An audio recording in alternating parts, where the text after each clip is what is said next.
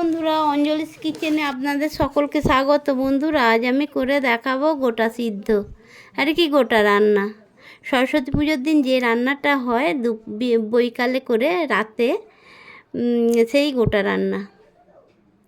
প্রথমে একটা উনানে কড়াই বসিয়েছি, তারপরে কিছুটা সরিষার তেল দিয়েছি, খুন্তি দিয়ে চারিদিকে নাড়াচাড়া করে কড়ার গায়ে লাগিয়ে দিচ্ছি যাতে করে তেলটা গরম হয়ে যায়।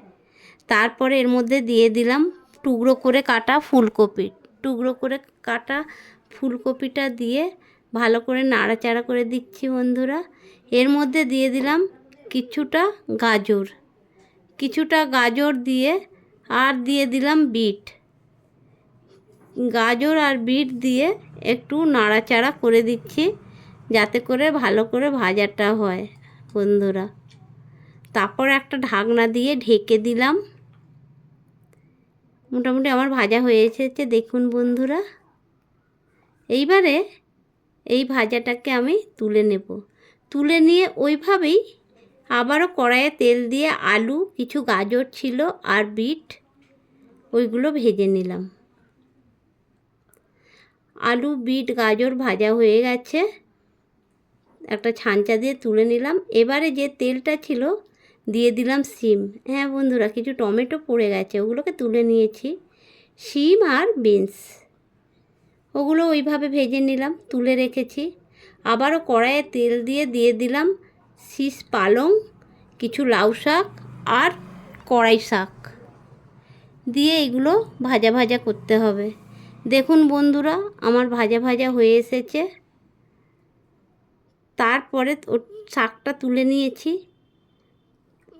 আবারও উনানে কড়াই বসিয়ে পরিমাণ মতো সরিষার তেল দিলাম। সরিষার তেলটা একটু গরম হতে তার মধ্যে তেজপাতা, পাঁচফোড়ন আর কোঁচানো টমেটো দিয়েছিলাম। আর এখন দিয়ে দিলাম আদা বাটা। এই মশলাটা ভালো করে কষাতে হবে বন্ধুরা, কেননা মশলা যত ভালো করে কষানো হবে তত তরকারির স্বাদ বেড়ে যাবে। দেখুন বন্ধুরা, আমার মশলাতে তেল ছেড়ে দিতে দিয়ে দিলাম সেই যে আলু, বিট, গাজরগুলো ভেজে রেখেছিলাম, এর মধ্যে দিয়ে দিলাম, মশলার মধ্যে দিয়ে কষাচ্ছি বন্ধুরা। এইভাবে কষাতে হবে। এরপরে একে একে দিয়ে দিলাম বাঁধাকপিও বড় বড় পাতা করে কেটে রেখেছিলাম, সেই ভাজা বাঁধাকপিটাও দিয়ে দিলাম। দিয়ে ভাজা ভাজা করে নিচ্ছি বন্ধুরা। এরপরে দিয়ে দিলাম পালং শাক, সেই যে পালং শাকটা ভেজে রেখেছিলাম, শীষ পালং শাক ভাজাটা ওই সবজির মধ্যে দিয়ে দিলাম। দিয়ে খুন্তি দিয়ে ভালো করে নাড়াচাড়া করে নিচ্ছি, ভালো করে মিশিয়ে নিচ্ছি এইভাবে যাতে করে কষানো হয়ে যায়। এরপরে দিয়ে দিচ্ছি বন্ধুরা, সবজিগুলো কষানো হয়ে যেতে পরিমাণ মতো জল দিয়ে আবারও নাড়াচাড়া করে দিচ্ছি খুন্তি দিয়ে যাতে করে জলটা চারিদিকে হয়ে যায়। এইভাবে আমি ভালো করে নাড়াচাড়া করে দিয়ে গোটা রান্নাটা তৈরি হচ্ছে। এরপরে দিয়ে দিলাম ওই যে ফুলকপিগুলো ভেজে রেখেছিলাম, কিছুটা ফুলকপি ভেজে রেখেছিলাম, ফুলকপিটা দিয়ে দিলাম।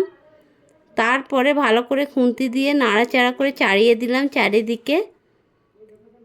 এইবারে বন্ধুরা, এর মধ্যে আমি দিয়ে দেব কিছুটা লবণ, দেওয়া হয় না বন্ধুরা, ওটা দিয়ে দিলাম, ওটা দেখাতে পারলাম না, দুঃখিত। এবারে খুন্তি দিয়ে ভালো করে নাড়াচাড়া করে দিচ্ছি বন্ধুরা। শাকগুলো উপরে উঠে আসছে দেখুন বন্ধুরা।